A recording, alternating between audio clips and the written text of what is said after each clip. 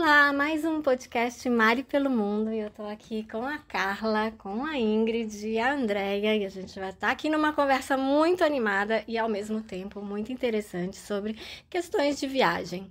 E a gente resolveu compartilhar nesse podcast, a gente quer ouvir também a opinião de vocês depois, deixa lá os comentários no @podcast_Mari pelo Mundo, e a gente vai ficar muito feliz de conversar com vocês também.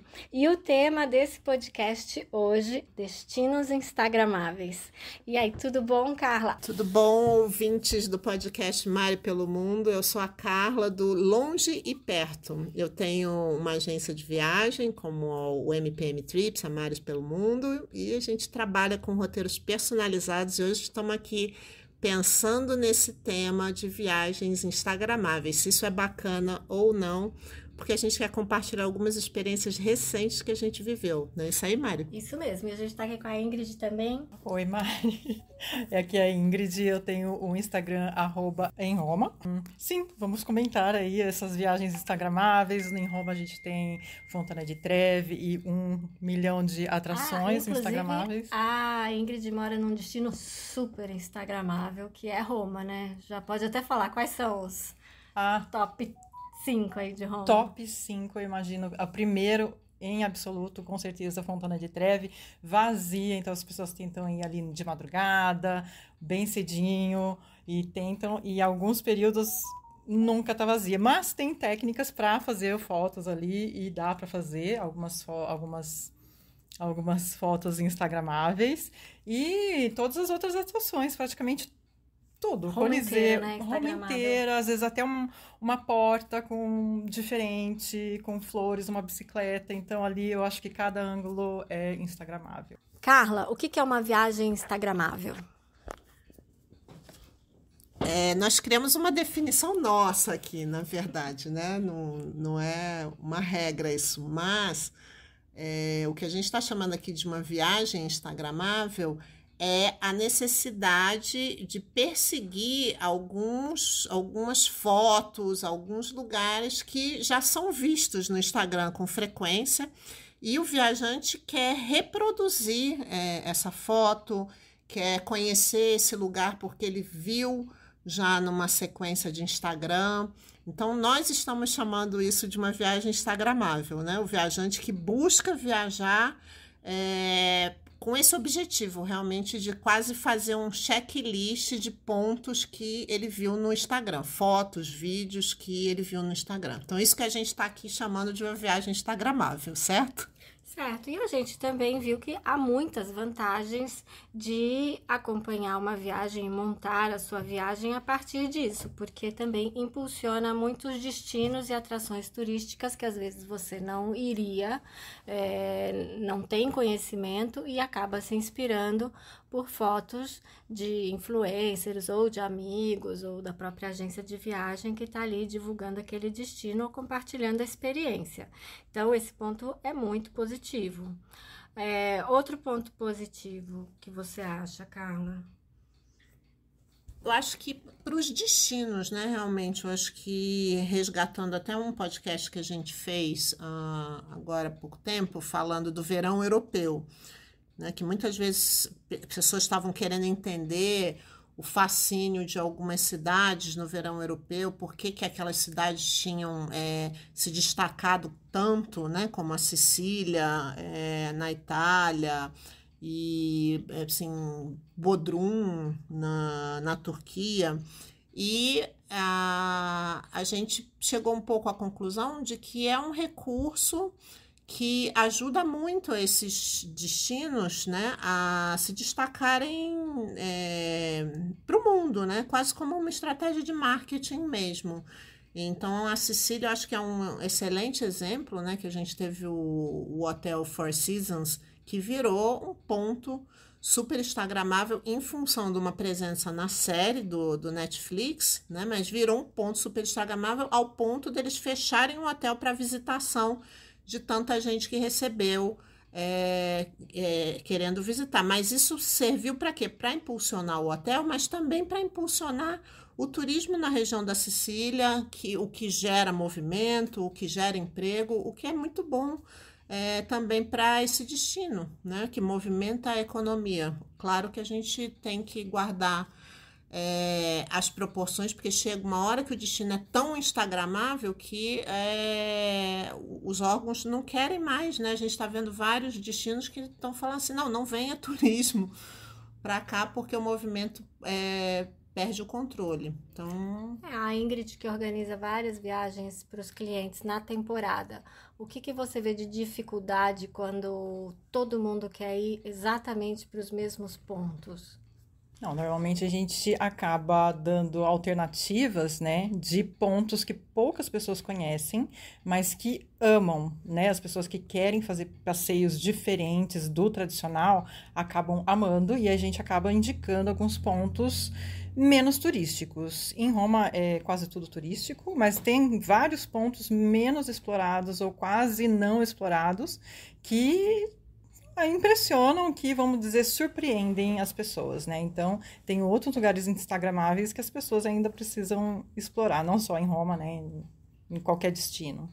E a gente estava conversando sobre fazer um passeio guiado. A diferença da experiência quando a pessoa quer ir num lugar, mas, por exemplo, o Louvre é um museu, mas a pessoa não tem muito interesse. E aí tem essas experiências diferentes que é possível fazer com guia. Com certeza, todos os passeios feitos com guias, mesmo os tradicionais, essas cidades históricas, com muita arte, muita história, muita arquitetura, eu acho que vale muito a pena fazer, independente de ser um destino super explorado ou super, né, popular. Eu acho que enriquece muito, e algumas pessoas que não gostam de passeios guiados, façam e depois vocês me contem a experiência, porque realmente vale a pena. Com uma boa guia, claro, com certeza, né? E quem tem criança também, todos os destinos normalmente tem guias especializados com criança, né? Então, explorem e aproveitem. Lugares inusitados também, menos turísticos, eu acho que vale muito a pena conhecer. Ai, depois a gente vai falar daquele buraquinho lá daquela porta. Também. Então, assim, a Ingrid estava falando, eu me lembrei de uma viagem agora, falando da Itália ainda. Boa tarde, ouvintes, aqui quem está falando é a Andrea. E é o seguinte, eu me lembrei de uma viagem, a gente foi para Veneza, a primeira vez que eu levei meu filho para Veneza. E a Veneza é um lugar que, sim, tá cheio de gente, né, Ingrid, você sabe melhor que eu. Mas eu acordei às 6 horas da manhã, era verão, acordei às 6 horas da manhã, peguei um barquinho, fui pra Praça São Marcos. Tava eu sozinha na Praça São Marcos, aquela coisa maravilhosa, linda, e 3 noivas fazendo ensaio fotográfico. Gente, eu tirei umas fotos maravilhosas. Primeiro que eu tirei foto do sol nascendo, andando de vaporeto. Tirei foto na Praça São Marcos sem ninguém. Quando eu voltei ao meio-dia, porque eu fui sozinha, marido e filha ficaram dormindo.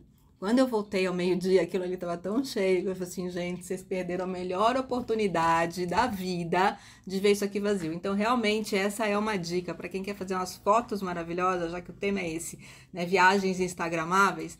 Acordar cedo e dormir no meio da manhã é uma dica importante, acho que vale a pena. E porque isso acontece é que muitas excursões de bate e volta chegam mais ou menos no mesmo horário e vão embora no mesmo horário. Então, tem destinos que você só consegue pegar vazio se você pernoitar. Então, tem essa diferença, né? Que nem a noite em Capri. Muita gente vai lá passar só o dia e volta a partir das 6 da tarde. Fica tranquilo. Então, assim, tem vários segredinhos que só fazendo uma assessoria ou alguma coisa com quem conhece, com uma agência legal, você consegue montar. Senão, você vai ficar ali de fila em fila, né? E falando sobre os guias, né? Acho que passeio guiado, mesmo que sejam lugares, as pessoas pensam muito assim, ah, não, essa é uma cidade grande, é fácil de se locomover, quero conhecer, explorar tudo sozinha. Eu acho que fazer um balanço das duas coisas também deixa a viagem mais divertida, mais instagramável. E como está muito em voga falar sobre tirar uma foto neste lugar ou naquele, os próprios guias começaram a se especializar nisso. Os próprios guias viraram guias, amigos, fotógrafos, contadores de história. Nas últimas viagens que a gente fez, e foi a experiência que a gente teve no Peru, que eu tive agora no Peru, foi exatamente isso, assim, algumas fotos muito legais, foi o meu guia que tirou. Fotos que ficaram ótimas e que eu não teria se não fosse o guia, né? Então, quando a gente fala dessa viagem instagramável, ao mesmo tempo que satisfaz esse sonho, que realiza esse desejo daquela foto que você viu e foi por isso que você quis conhecer o lugar, o guia te levou num lugar que talvez não seja exatamente aquele, mas que foi até um pouquinho melhor, porque ele sabe onde tem menos gente, porque ele contou a história, porque ele é de lá, porque ele está vivenciando. Então essa parte de guia também está ficando cada vez mais parte desse movimento instagramável, dessa coisa das fotos, e os guias realmente estão se especializando nisso. E aí eu vou colocar aqui uma questão de bom senso, porque guia não é fotógrafo e fotógrafo não é guia, porque o que acontece, quando você tem bom senso, o seu guia tira uma foto lá, principalmente quando alguém viaja sozinho e não consegue fazer uma boa foto do lugar, ele super auxilia e é uma coisa muito legal. Agora, eu fui num grupo que um dos viajantes ficava a cada 5 minutos pedindo para o guia tirar uma foto dele em várias posições. Então, assim, eu acho que tudo é um bom senso. Aí, se você quiser milhões de fotos e perfeitas, contrata um fotógrafo. E a gente sempre indica fotógrafos nos destinos, ou o guia tem um fotógrafo legal para indicar, porque é um serviço muito legal para quem quer fazer fotos legais. Quem quer só guardar a recordação, o guia faz, o colega ali do grupo, né? Todo mundo faz. Mas quem quer guardar fotos lindas e postar, vale a pena contratar um fotógrafo. E aí, principalmente, a gente estava fazendo um passeio com um guia privativo, né? Então, essa parte foi bem legal. E aí porque, como a Mari falou, o bom senso, se você está num grupo de um passeio com um guia e 20 pessoas, e as 20 pessoas forem pedir uma foto, não rola, né? Mas num passeio privativo, você tem essa outra vantagem. Nossa, e a pessoa tirava 1000 fotos. Tô me lembrando aqui. Não, foi a situação. E também a gente fez um passeio guiado, que eu acabei de me lembrar no Faro, porque a gente estava falando sobre isso. E o passeio guiado, num momento ele falou assim, olha para cima e vê as cegonhas. Tinha tanto ninho de cegonha, e juro, se eu não tivesse feito aquele passeio, eu acho que eu não tinha reparado na quantidade de ninhos de cegonhas que tinha ali. E são ninhos que chegam a 1 tonelada, é uma coisa assim muito interessante. E em janeiro tem a temporada das cegonhinhas lá no Faro, no Algarve, então assim, são informações assim que iam passar muito batido se eu não tivesse feito o passeio guiado. Vocês acompanham o Instagram para definir os destinos da viagem de vocês? Para definir destino, acho um pouco forte, né? Mas eu acho que sim, a gente acompanha o Instagram, porque a gente vai descobrindo, né? Novos restaurantes, novos passeios, novas experiências. Então, eu acho que entra na categoria do inspirar, né? Eu acho que sim. Agora, eu acho que é um ponto importante, né? Que a gente estava falando de bem e pro mal. A gente que trabalha, né, com isso, a gente precisa lembrar que muitas vezes a pessoa tirou uma foto e o passageiro vem com aquela foto, com aquela expectativa de encontrar exatamente aquela foto, e muitas vezes aquela foto foi tirada num momento específico do ano, que o sol está naquele ângulo, ou se é uma foto de hotel. O hotel tem 200 quartos, mas tem um quarto específico que tem aquela vista, que tem aquela, né, aquela organização, que o quarto foi todo arrumado para aquela foto. Então, eu acho que a gente falar dessa questão da expectativa, né, que tem que ser e os filtros também, né? Os tem filtros, gente que carrega né? no filtro. Então, acho que tudo isso, a expectativa tem que ter administrada para não viver aquela, né, aquela pegadinha mesmo que o pessoal fala nos perfis de perrengue, que é a expectativa e realidade. Então, a gente também tem que tomar muito cuidado com isso. E, principalmente, o que eu acho é que também, se você escolher um destino pelo Instagram, vamos pesquisar, né, sobre aquele destino e ter certeza que por que a gente está escolhendo, o que está por trás daquele destino, né? Por que é tão legal aquilo, porque tem sempre uma história que a gente vai aprender, né? Faz parte da cultura daquele lugar, para não ficar só um checklist, né? De ir lá rapidinho e não saber nem o que está por trás daquela obra de arte, daquele espaço. Eu acho que também é um ponto bastante legal de mencionar. E se a viagem, o tipo de destino faz sentido para você, né? Porque às vezes é bonito para os outros, mas não é o destino dos seus sonhos. para fazer aquela foto, a pessoa que fez a foto teve que caminhar, subir escada, andar e tal. E essa parte não Aquele aparece. Instagram E da essa trilha, parte né? não aparece, né? Só aparece aquela foto bonitona. Então, às vezes você não está disposto a pagar o preço daquela foto. Com Eu certeza. adoro aqueles Instagrams que põem o...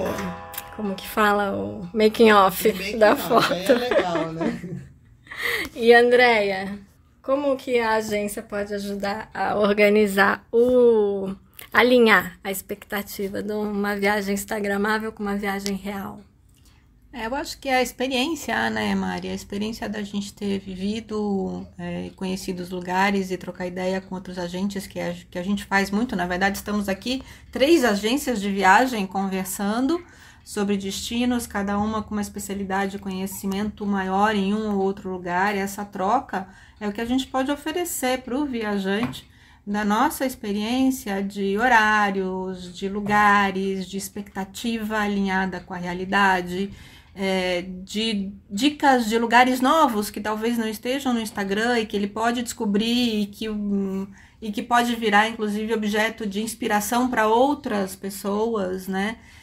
Então, esse é o nosso papel, né? E essa troca que a gente está aqui é que possibilita, porque realmente, assim, eu não conheço, você não conhece o mundo inteiro, a Ingrid não conhece o mundo inteiro, nem a Carla, mas cada uma aqui conhece com uma especialidade maior, um pedacinho aqui, outro ali, a gente tem uma rede que traz essas informações. Então, é isso que a gente pode ajudar. Falar que uma rede não só de agências, né, mas de profissionais mesmo do setor de turismo como um todo, que a gente vai conhecendo nos eventos, nos treinamentos. Então, dá um exemplo de um hotel, né? A pessoa viu aquela foto daquela janela, que está vendo aquela paisagem X. Então, se a gente tem o contato da pessoa do hotel, a gente pode se certificar, né, que aquela janela realmente exista, ou falar, não, meu cliente quer ficar nesse quarto. Então, com os contatos que a gente tem nos parceiros, né, isso também ajuda muito a melhorar a experiência do nosso cliente.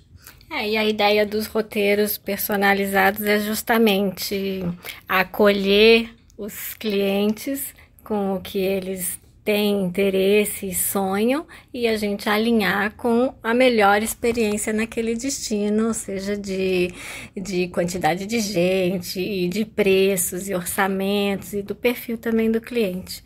E aí poder montar uma viagem bem legal. E aí, Ingrid, vai sair esse grupo para Puglia?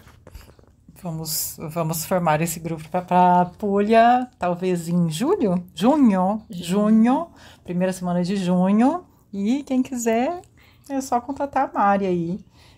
Que é a ideia, né? Colocar os melhores pontos da Puglia numa visão de quem tá ali na Itália e conhece tudo, e fazer uma viagem legal. Para quem não conhece a Puglia é bem o salto da bota ali, o mar é lindíssimo, então acho que vale a pena. Não é tão turístico quanto a região da Toscana, né?